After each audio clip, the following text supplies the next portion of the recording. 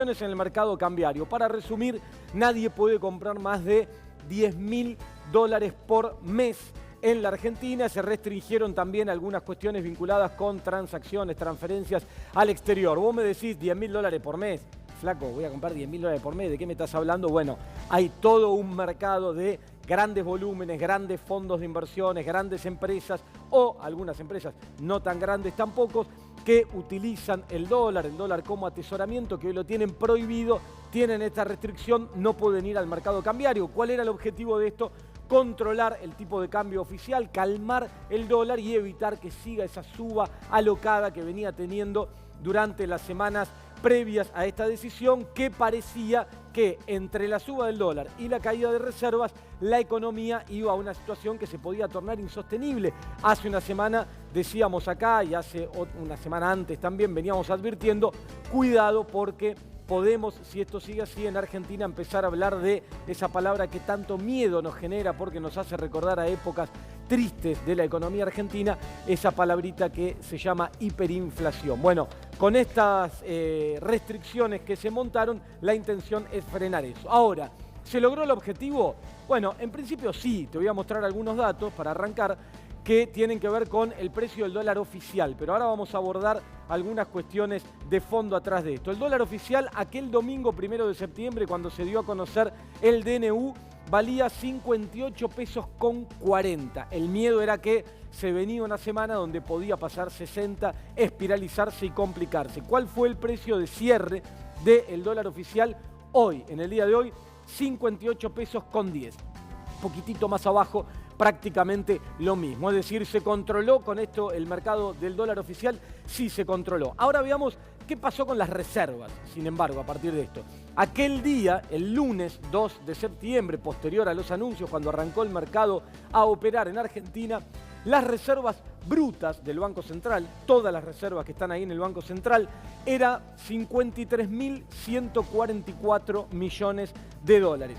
¿Cuánto fue el cierre al día de hoy, martes? Hace un rato se comunicó de reservas, 50.374. Es decir que en una semana y 2 días, desde que se anunciaron las restricciones hasta hoy, o sea, 7 días hábiles nada más, las reservas cayeron 2.770 millones de dólares. Vos me decís, te preguntás en tu casa, estás ahí sentado escuchando y decís, ¿y eso qué es? Mucho, es poco, 2.700 millones, 770 millones de dólares de caída, es mucho, es mucha caída después de haber anunciado estas restricciones. Ahora vos me decís, pero pará, si está restringido el mercado, el Banco Central no va a intervenir, no va a vender dólares al mercado. ¿Por qué caen las reservas? ¿Y sabés por qué caen las reservas?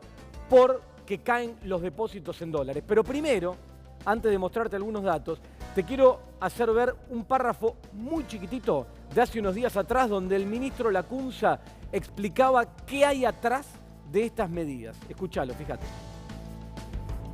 Ser permanentes en un país normal, pero bueno, ante la emergencia era mejor tomar estas medidas para evitar males mayores.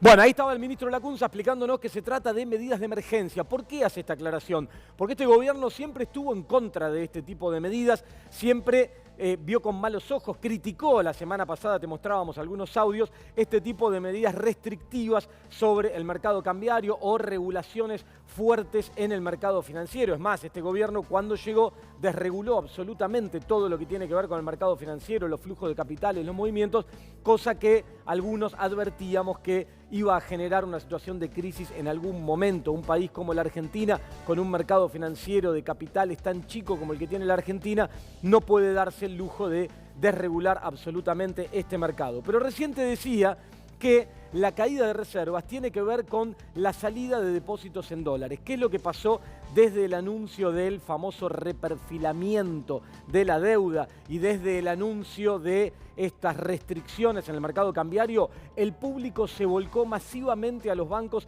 a retirar dólares. En un principio, en una primera etapa, cuando se anunciaron las medidas el lunes, el martes, vale decir que esta tendencia se fue desacelerando a medida que fueron pasando los días, por suerte, pero la caída de depósitos en dólares en 17 días, en los últimos 17 días desde que arrancamos con el reperfilamiento y todas estas cosas, lleva acumulado un 25% 25,6%. 25,6%. 17 días hábiles, esto es desde que ocurrieron las PASO y tuvieron ese inesperado resultado. Es una caída muy fuerte, 25,6% de salida de depósitos en dólares. ¿Por qué caen las reservas? Porque los depósitos en dólares, la mitad aproximadamente, se mantienen en reservas en el Banco Central. La otra mitad se presta a exportadores. No hay descalce cambiario como había cuando ocurrió la crisis del año 2001, así que por ahí calma, están seguros los dólares que están en los bancos, pero de todas formas una salida tan fuerte generó un impacto en reservas. ¿Cuál es el miedo? Que este comportamiento y esta caída tan fuerte que se viene desacelerando termine de frenarse, porque si no se frena esta caída, si sigue a este ritmo, aunque sea más lento, pero se sostiene a lo largo del tiempo, cuidado, porque el impacto sobre reservas puede seguir siendo importante y la situación se puede complicar, y si esto siguiera, podría darse el caso de que el gobierno tuviera que fortalecer, restringir aún más estas medidas que ha tomado el mercado cambiario. ¿Qué quiere decir esto en criollo? Que en lugar de que puedas comprar 10.000 dólares por mes, lo reduzcan y digan, bueno, ahora se puede comprar, ponele 3.000 dólares por mes y deje a algún otro grupo afuera de esto. Vos que me estás mirando en tu casa me decís a mí que cambien de 3.000 a 10.000, ¿qué me importa? Pero bueno, a nivel macroeconómico esto tiene un impacto y después llega a todos. Aún a los que no compramos ni 1.000, ni 2.000, ni 100, ni 50 dólares, el impacto llega. ¿Por qué llega? Porque los movimientos del tipo de cambio afectan a los precios. Y vos me decís, está bien, pero el tipo de cambio oficial está estable, producto de todas estas restricciones que a mí no me afectan, no compro 10.000 dólares ni de casualidad, lograron la estabilidad, se van a frenar los precios. No, cuidado. ¿Por qué no?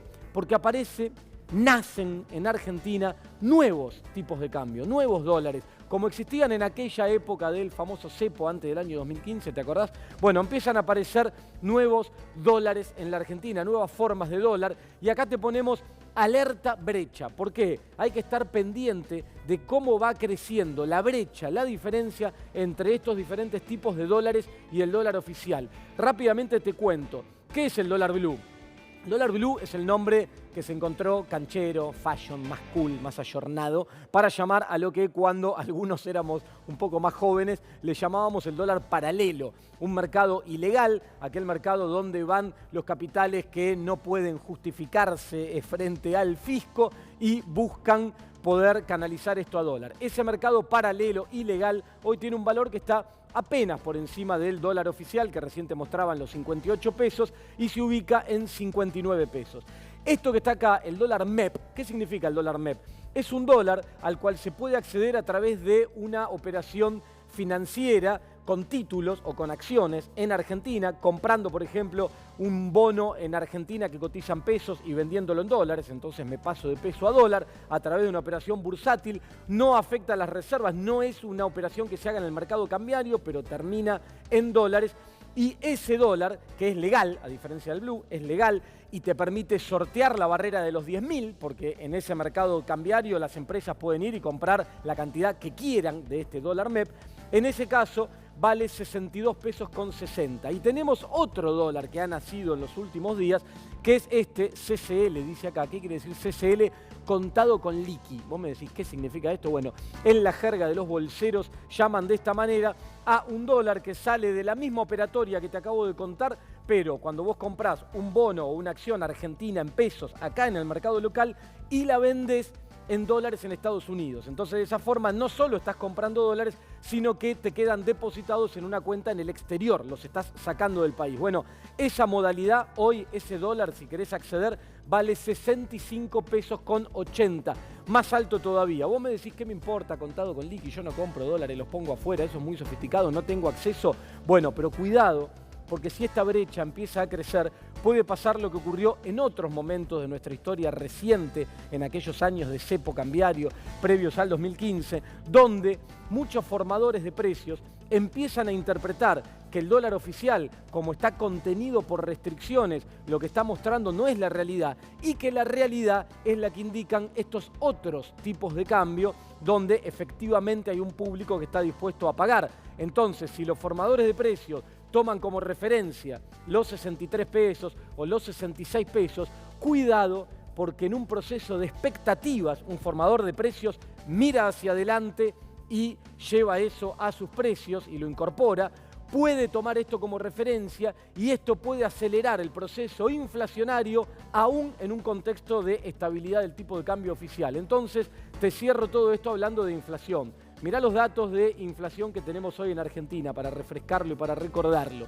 La inflación anual, según el último registro de julio, el próximo, el de agosto, va a estar pasado mañana, lo va a comunicar el INDEC el día jueves ya a la tarde. Hasta ahora el último dato anual es de 53,9, prácticamente 54%. Inflación anual, julio contra julio, 54%. El rubro alimentos, ¿por qué te marco esto? Porque seguramente vos que estás mirando del otro lado decís, pero a mí me aumenta más. Bueno, los alimentos, aquellos productos que más pesan en las canastas de menores recursos, suben más que el promedio de la inflación. El acumulado hasta julio es de 58,1%. ¿Qué inflación se espera para agosto? El dato que nos van a dar a conocer el jueves, te lo anticipamos acá en Hagamos Números. Las expectativas ubican este dato entre 4 y 5%. Es decir, que la anual va a estar por arriba de este 54. ¿Qué se espera? ¿Cómo vaya a cerrar este año en materia de inflación? Las consultoras afines al gobierno, que siempre acomodan desde atrás su expectativa, ya marcaron en el último relevamiento del Banco Central que este año la inflación va a ser del 55%. Si me preguntás a mí, acá en Hagamos Números, te decimos que al momento la inflación este año va a ser del 60%. Y vamos a ver qué pasa los próximos meses. Para ver qué pasa los próximos meses, atenti a la salida de dólares, atenti a la caída de reservas, a el dólar oficial, si hacen falta más restricciones o no, y a la brecha que te acabo de contar con los nuevos tipos de cambio que tenemos en la Argentina. Lo que hay que seguir de cerca para los meses que quedan es la inflación. Si se va cómodamente arriba de 60, cuidado que es un problema. Por último, ¿qué dato clave te juegan todo esto? Para ver si la inflación se dispara más o menos o no, el viaje del ministro a Washington. El ministro de Economía, Hernán Lacunza, está viajando en estas horas a Washington desesperado, urgente, corriendo. Manoteó el bolso, se fue para Ezeiza y sale corriendo para Washington. ¿Por qué sale corriendo desesperado, manoteando el bolso a último momento? Porque necesita destrabar el desembolso de 5.400 millones de dólares que el Fondo Monetario tenía previsto para este mes de septiembre y todavía no hay novedades. ¿Por qué no hay novedades? Porque el acuerdo en el cual se basaba este desembolso está explotado por el aire. Hoy hay restricciones cambiarias, estaba contemplado que no hubiera, las proyecciones no son más las que se habían firmado, entonces el fondo dice, pará, ¿con quién hablo yo? ¿Con el gobierno que se va? ¿Con el que viene? El acuerdo no existe, yo esta plata por ahora la retengo y no la pongo. Si esta plata no llega, las metas, el dinero que la economía argentina necesita para hacer frente a todos los pagos de acá a fin de año, aún con el reperfilamiento y habiendo tirado para adelante para el año que viene, habiendo pateado todos los pagos, aún con eso, si esto no llega, estás 3.000 millones de dólares abajo. Vamos a empezar a hablar de nuevo, si esto no ocurre en las próximas semanas, de riesgo de default. Y aquel riesgo país que bajó de los 2.000 puntos, que había tocado 2.500, si esto no se confirma en los próximos días, puede ir de nuevo a buscar esos 2.500 puntos básicos y otra vez la sensación de pánico y cuidado, sigamos de cerca qué pasa con los depósitos y con las reservas en este contexto. Si llega en el marco de alguna tregua con el Fondo Monetario el desembolso, se relajará la situación y lo vamos a ir explicando acá programa tras programa. Un pequeño auspicio rapidito, cortito, y ya doy paso a Gustavo que nos haga un poco del análisis político de lo que está pasando en Argentina por estos días. Dale. Atilra es artífice de un proyecto solidario, colectivo y social. Es una realidad que crece, se desarrolla, vive y se multiplica, pero sobre todo permanece en el tiempo. Atilra, más de 70 años sembrando de sueños el camino.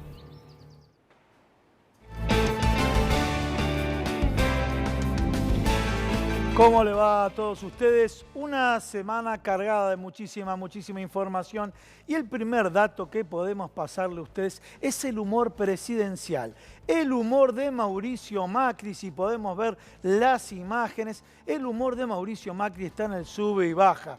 ¿Y por qué digo en el sube y baja? Porque cuando se reunió con el sector agropecuario, le dijo la elección no está perdida, vamos a ir al balotaje. También tenemos un Mauricio Macri en el Baja, que está recibiendo las encuestas, y las encuestas le está dando números mayores a los que dieron en las primarias abiertas, simultáneas y obligatorias.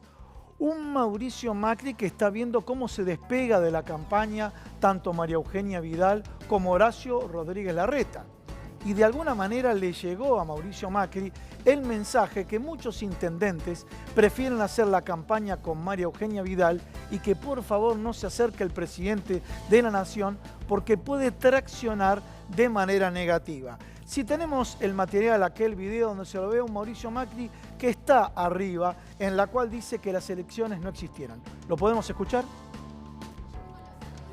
Siempre estamos convencidos de que la elección no sucedió y estamos con toda la energía para ir al balotaje y continuar trabajando.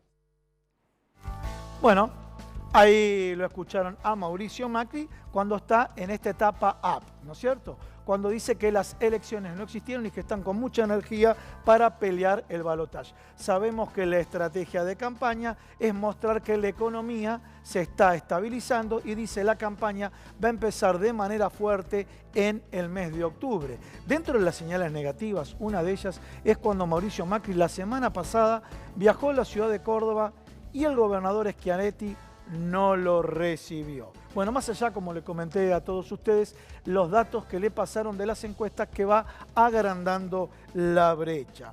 Por otro lado, vamos a ver la próxima imagen y en este caso me refiero a los viajes de Alberto Fernández. Bueno, Alberto Fernández está de alguna manera con estos viajes mostrando cuál va a ser su perfil en política exterior. Y ahí lo vemos en España y también lo vemos en Portugal. En España fue recibido por el presidente Pedro Sánchez y en Portugal por el primer ministro Antonio Costa, ¿no? También hizo una conferencia en el Congreso de España.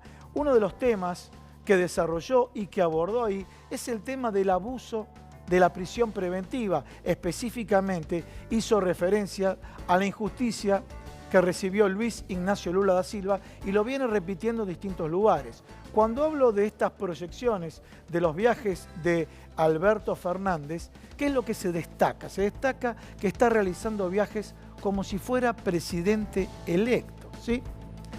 Tan paradójico este tema como si fuera presidente electo que apenas llegó el día de ayer, el día lunes, fue recibido por Joaquín Morales Solá y Joaquín Morales Solá le dijo: parece su gira como un presidente electo. A ver si tenemos algunas imágenes o algún audio de Alberto Fernández. Y que nosotros, si queremos abrirnos hacia Europa, tenemos que discutir con la Unión Europea. Pero España para los argentinos es España.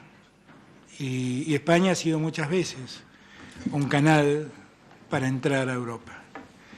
Y yo vuelvo a repetir, las empresas españolas están desde hace muchos años en Argentina. Y lo han hecho integrando argentinos, arriesgando dinero, creciendo en Argentina, dando trabajo en Argentina, y ese es el tipo de inversión que uno quiere. Bueno, ahí lo escuchamos Alberto Fernández en la charla que dio en el Congreso en España y de alguna manera está marcando el vínculo de su perfil de política exterior, tomando como eje España. Yo le mencioné Portugal, también mencionó a Francia y también mencionó cuáles serían los lineamientos para tener un acuerdo con la Unión Europea, que significa no primarización de las exportaciones, por otro lado defender el trabajo argentino como ejes fundamentales de esta relación con la Unión Europea. Y ahora sí, señores, vamos a una, si queremos llamarlo así, una sección especial que son los errores de la semana o las perlitas de la semana. A ver, si en tu casa, y si vos te quejas en la casa, discúlpeme, de Lilita Carrió, te manda a rezar a la iglesia. O sea, cuando la empleada le dijo que todo va mal, ella lo comentó en un programa de televisión y fíjense lo que dijo. Yo hoy le dije a una señora que trabaja conmigo que se queja todo el día. Le dije, andate a la iglesia y pedí perdón. Porque uno no se puede quejar todo el día. Señores, si te va mal, aquel que se queja cerca de Lilita Carrió, te castiga, te da la penitencia y tenés que ir a la iglesia a pedir perdón. Ahora vamos al segundo error de la semana pasada. Quiero aclarar, Joaquín Morales Solá ya pidió disculpas, por eso no pasamos el video que dijo, él quiso defender, porque lo escuchó Agustín Datel y dijo, no corran, no saquen el dinero de los bancos, que queden en los bancos, porque si lo llevan a su casa, corren el peligro de que lo sustraigan, utilizó otra palabra, las trabajadoras de casas particulares y los choferes, ¿sí? Imagínense si vos sos chofer y tu señora trabaja en casas particulares, la empatía que haces con Joaquín Morales Solá. Esta semana pidió disculpas por eso. Y vamos a la tercera perlita de la semana, porque la hija de Donald Trump estuvo en Jujuy, hizo una gira internacional recorriendo la República Argentina, en este caso Jujuy, recorriendo Paraguay y Colombia. Y me refiero a Ivanka Trump, ¿no? Y si podemos ir a la próxima, esta no es, a Ivanka Trump. Ivanka Trump se vio una imagen recorriendo la provincia, ahí tenemos, la provincia de Jujuy, y fíjense, si nos podemos detener acá, fíjense, a ver si pueden ver este detalle. No sé si fue una señal para Alberto Fernández, no sabemos si se peronizó la campaña, pero esto fue la foto que se vio de Ivanka Trump, donde vino acá a nuestro país principalmente para trabajar con el colectivo de mujeres.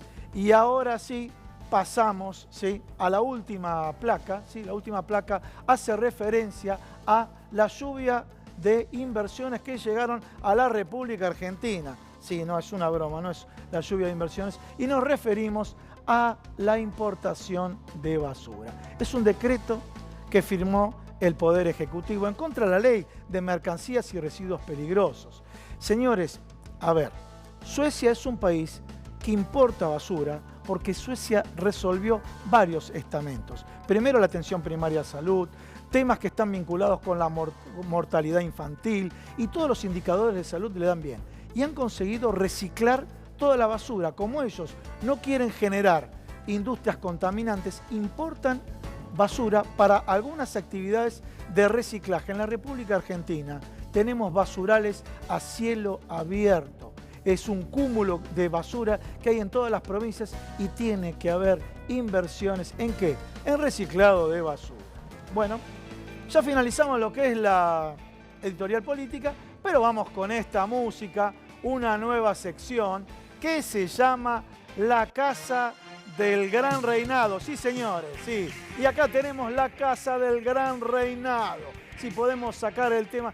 Y acá tenemos quiénes son los que se fueron de la Casa del Gran Reinado. Vemos a muchos de ellos. A ver, lo pasamos rápidamente. Alfonso Pratgay, Carlos Melconian, Federico Stutzenegger, Luis Caputo, Juan José Aranguren, Jorge Triaca. ¿Se acuerdan de Sandrita? Bueno, Jorge Triaca, Isela Constantini, Carlos Regazzoni, Daniel Chaín, Susana Malcorra, Javier Iguaciel, que sale y entra, ahora lo van a ver, Nicolás Dujovne, que hace muy poco salió de la Casa del Gran Reinado. ¿Y saben qué? Hoy, ¿quién salió de la Casa del Gran Reinado?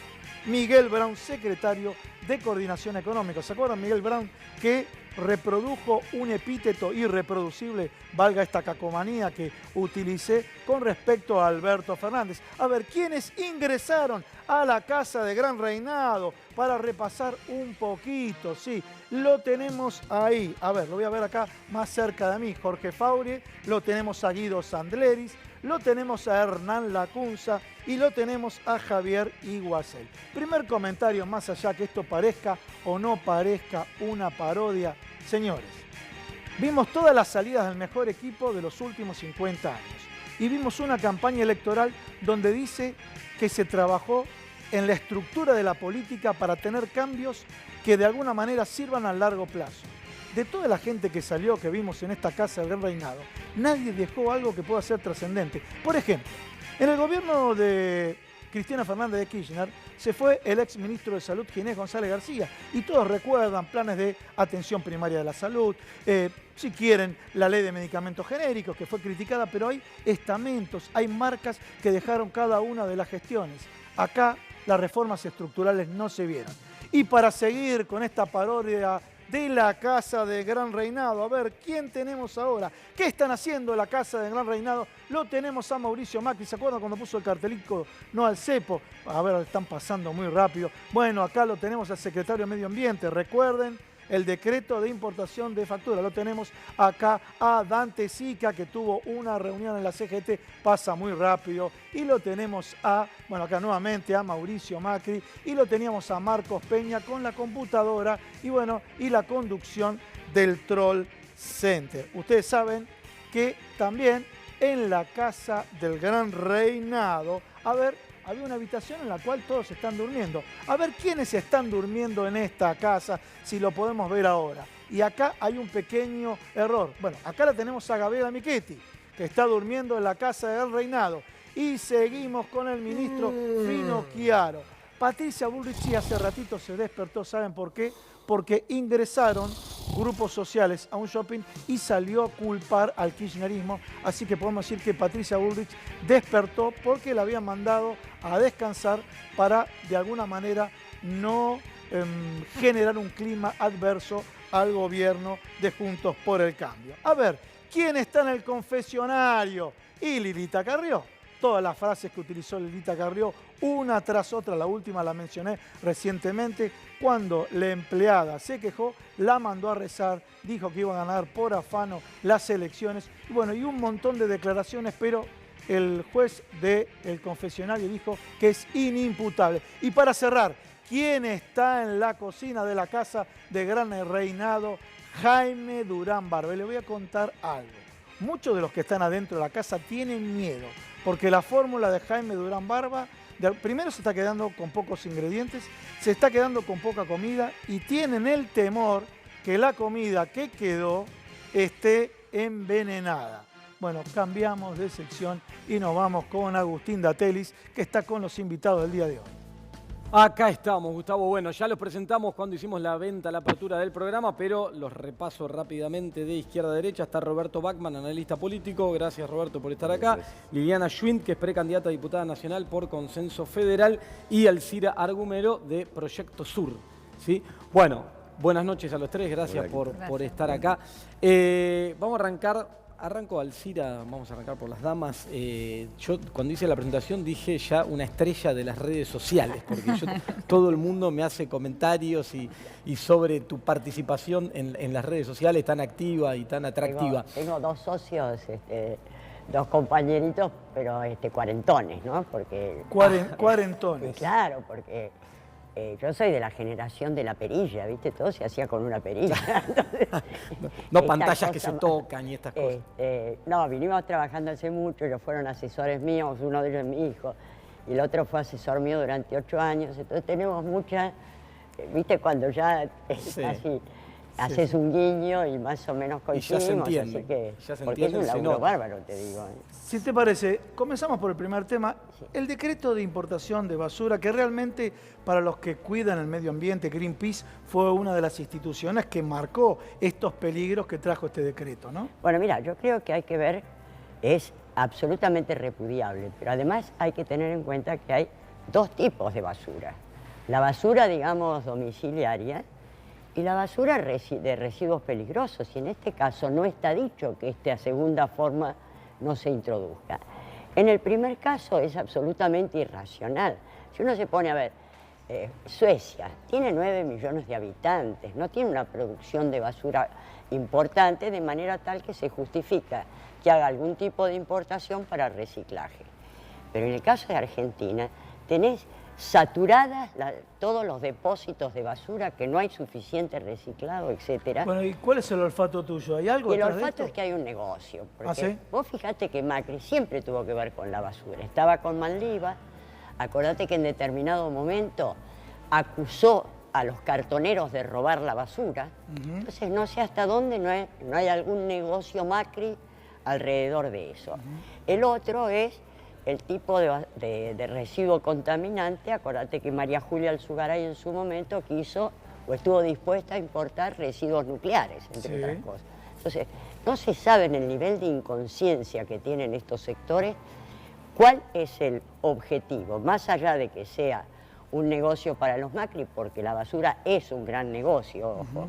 Vos lo denunciado cuando fuiste legisladora, ¿no? Claro, y entonces el tema fundamental es que esto es una acción absolutamente repudiable, ¿no? Creo que verdaderamente habría que frenarlo.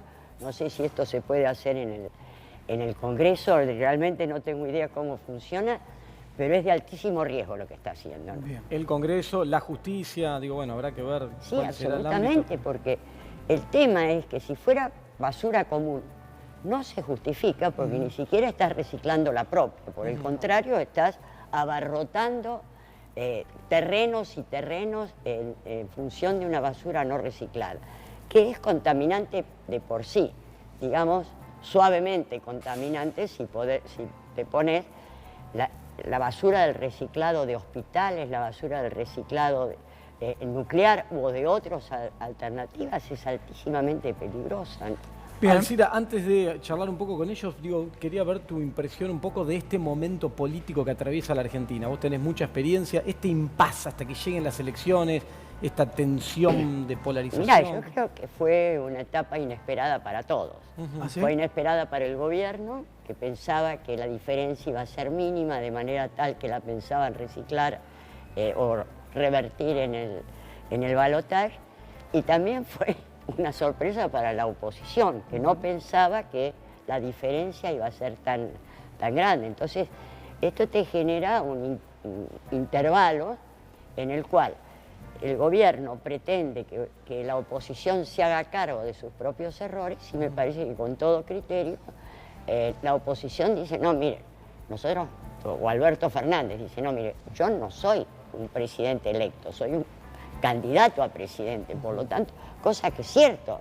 Mirá si se revirtiera, si él actuara como si fuera un presidente, sí, claro, y se revierte la cosa, es infernal. Sí, claro. Entonces, me parece que lo que sucede es que se ha acelerado la crisis de este modelo, que obviamente fue un modelo de negocio, porque acá esto lo dijimos muchas veces, no es que toda la sociedad argentina se empobreció.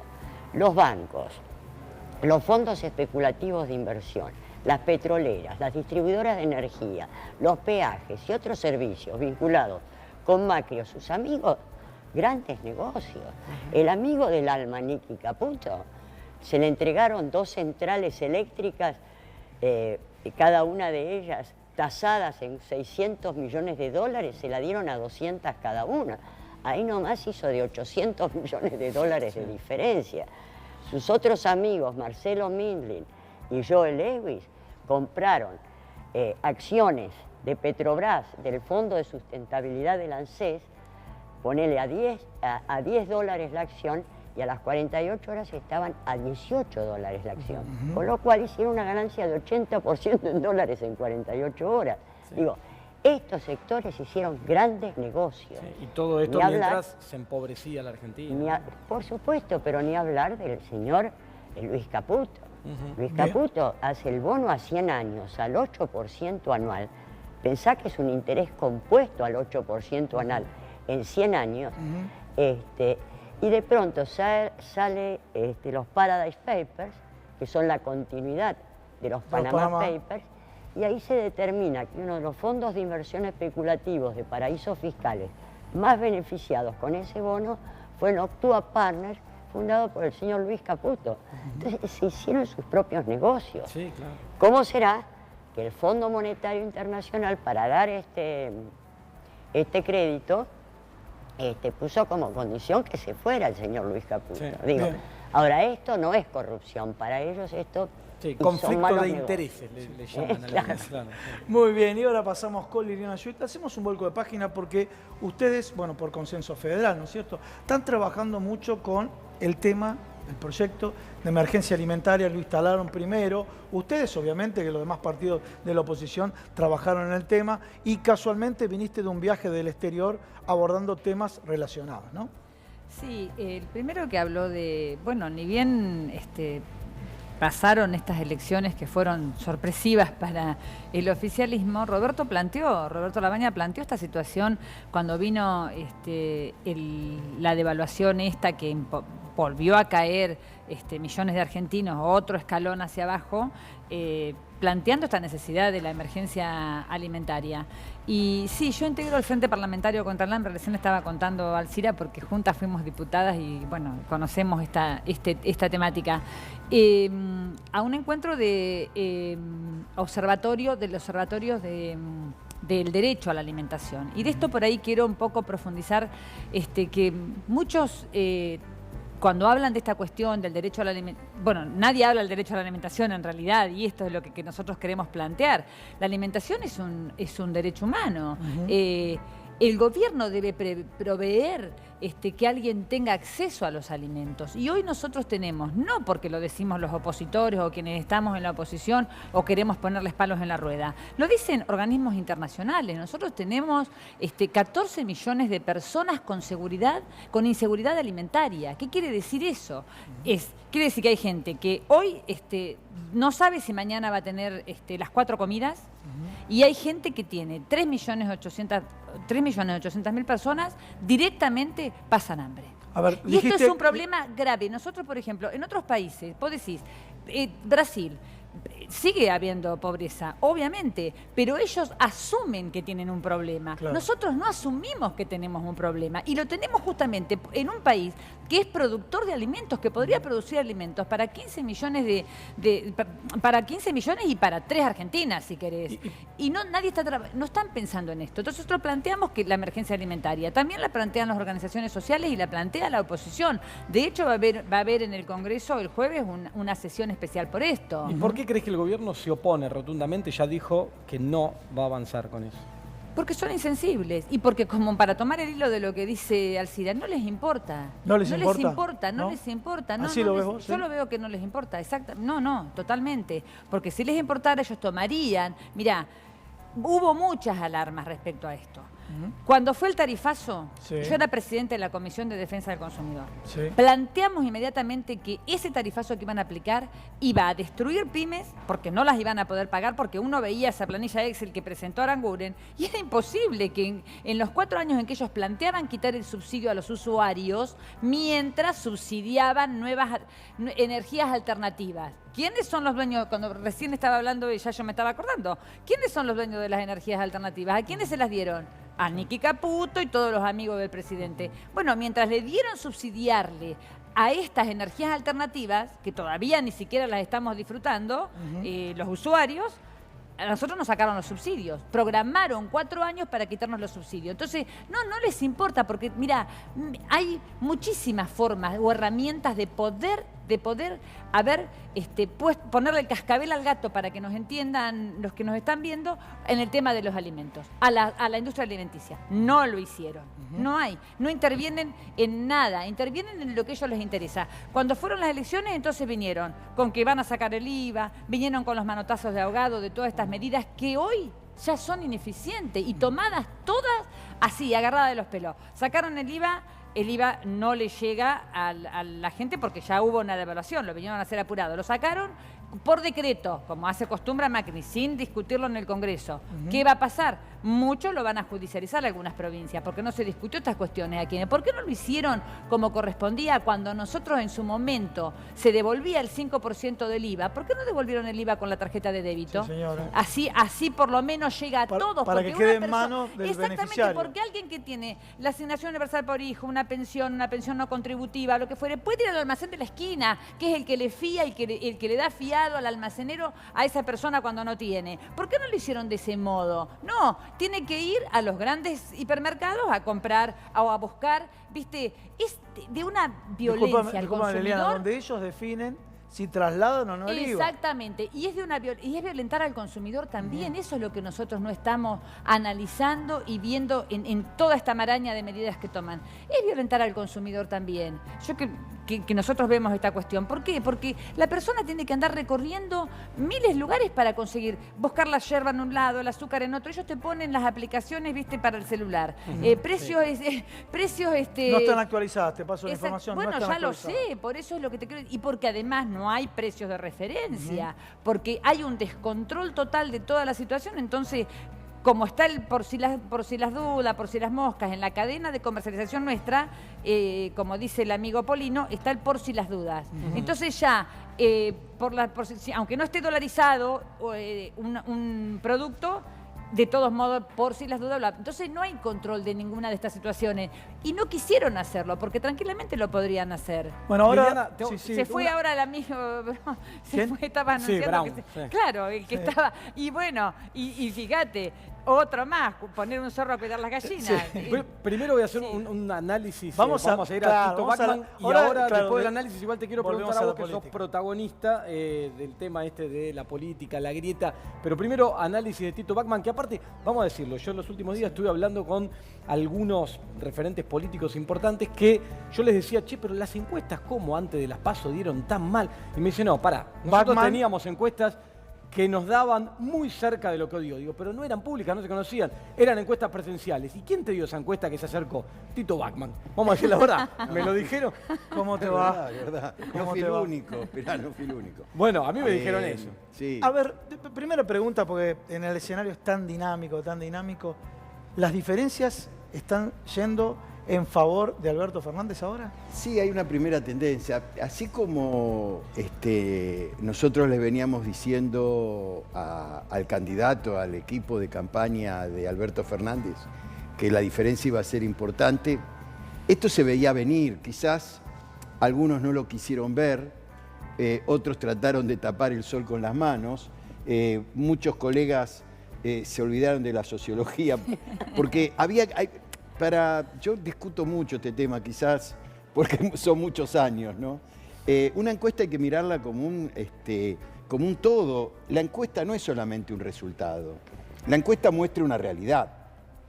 Podemos discutir, la encuesta es el aquí y ahora, no te determina, no captas ciertas situaciones que es difícil captarlas. Pero mira, había ciertos indicadores que siguen manteniéndose, que son complicados. Por ejemplo, 32% nunca pasó de 32% de la aprobación de gestión de Macri en el último año y medio, desde la corrida cambiaria del mes de abril del año 2018. Se cayó en picada y nunca más recuperó. Un candidato a presidente que está ejerciendo la presidencia, que tiene 32% de aprobación de gestión y 28% de confianza, ¿cómo puede romper esa barrera del 32%? Dato 1. Dato 2. Lo que está pasando ahora. El derecho el impuesto a la pobreza que este gobierno impuso, el derecho a comer.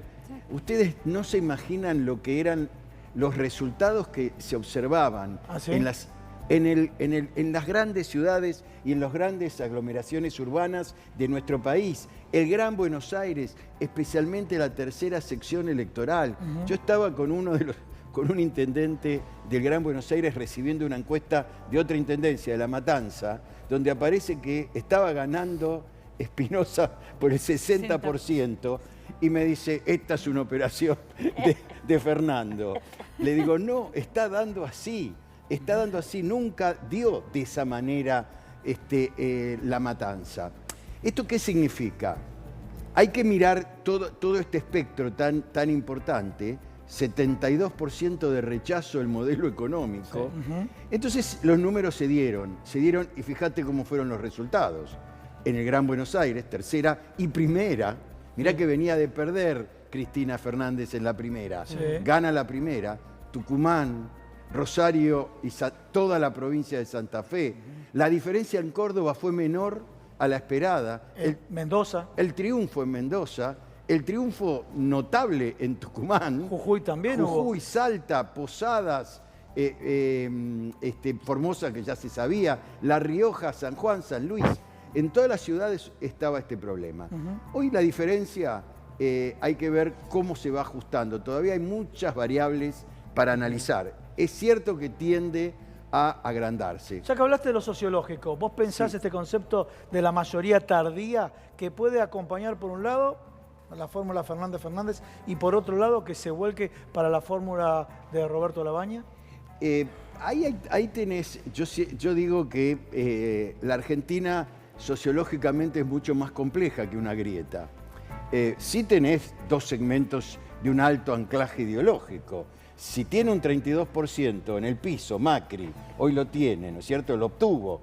Y lo obtuvo después de estos casi cuatro años de gestión. Evidentemente Macri logró algo muy importante que no se lograba al menos desde el año 2003, desde el estallido de las fidelidades tradicionales del voto, recomponer de alguna manera, lograr el liderazgo del segmento de derecha y centro-derecha de la Argentina. Le voy a pedir un favor, podemos un instante cortito porque tenemos que vamos a pasar el Dateli de la semana. Es un juego que hacemos Ya toda la vamos con semana, el Dateli elegimos de la un dato, semana. aprovechamos el nombre y jugamos con el Dateli de la semana y lo usamos como disparador para que vean. Este es el que nosotros consideramos el dato, el más importante, el Dateli de esta semana, que tiene que ver, salió hace unos días atrás, con la producción industrial. Ahora les muestro el dato, analizamos un poco y ya lo comentamos con los invitados y a ver qué lectura hacen también de cómo impacta esto sobre la política. La producción industrial, principal generador de empleo en Argentina, se anunció el dato hace 2 o 3 días atrás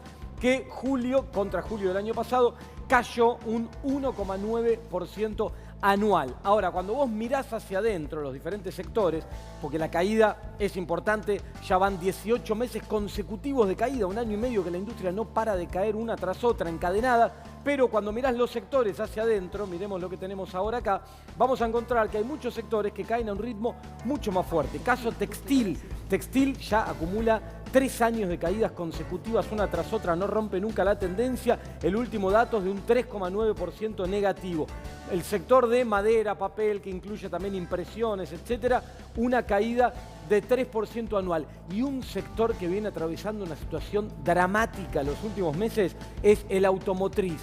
El sector de automotores, tanto por la venta interna como por las exportaciones, marcó una caída de su producción del 25,2%. Esto impacta en autopartes, mano de obra directa, indirecta. Bueno, esto lo elegimos dentro de todos los datos que damos a conocer acá como el Dateli de esta semana. Y lo uso como disparador un poco a los tres, digo, llevándolo, Tito, al análisis político. Esta realidad económica que mi lectura es tiende a profundizarse los próximos meses. ¿Le juegan contra? Y sí, le juegan contra, porque yo te decía, si vos tenés 2 segmentos muy importantes, cada segmento va determinando.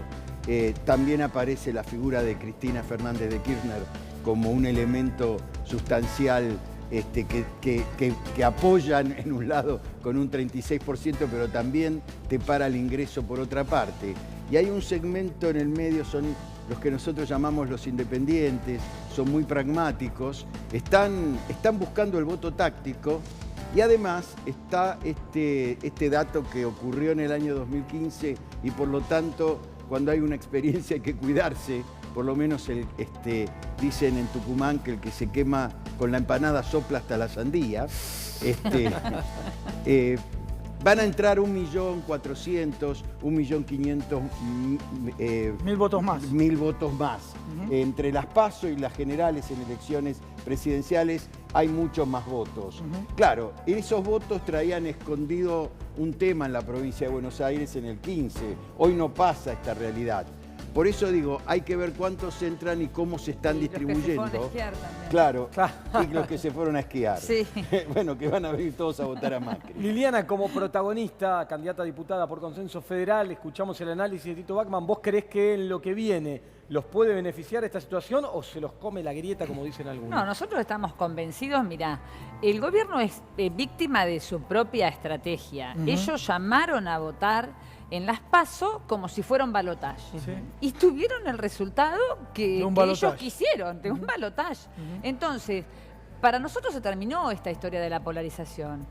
Hay una elección donde una fuerza o un frente que ganó contundentemente y el gobierno que viene en caída, en picada, con los números estos y con la conducta política que también lleva adelante. Porque todo vos, si analizás, lo que viene haciendo son errores tras errores en lo que es económico, errores en lo que medidas que toma son todas manotazos de ahogado, en la plantarse políticamente también, porque todos sus digamos, exponentes vienen, como vos lo planteabas hace un ratito, de error en error, provocando, buscando instalar esta grieta, está en boca de Pichetto, en boca de Carrió, no les va a dar resultado, porque la gente, nosotros, ¿cuál es la tarea nuestra de hacerle entender?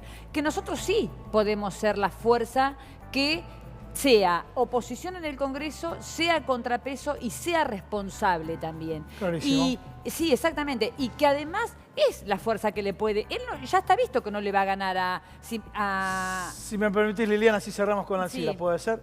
Alcira, reflexión final. Nosotros planteamos la clase del Gran Reinado. Vos te enganchaste con los temas, dijiste todos los negocios. La gente en la elección percibió este tema que el gobierno de alguna manera privilegió o explícitamente privilegió a un sector muy chico. No, mira, yo creo que lo que fue un golpe muy fuerte de mucha gente, supongo muchos de clases medias, que en una primera etapa también hay que ver que los candidatos en ese momento que presentó el kirchnerismo no eran precisamente atractivos, ni Scioli ni Aníbal Fernández. Además había mucha bronca, etcétera, se pensó livianamente que esta podía ser una transición. Ahora, tengamos en cuenta que acá no hubo errores. La desindustrialización históricamente vino en los 3 grandes momentos neoliberales, en la dictadura militar, con Cavallo en el menemismo y ahora.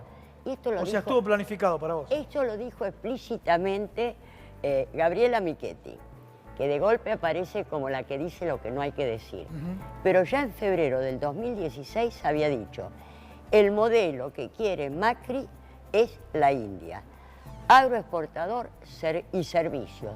Basta de industria. Es decir, la idea de desindustrializar estaba integrada al modelo político que ellos tenían. Y hay cosas que son errores, pero hay otras que son políticas. Yo no creo que hayan cometido errores.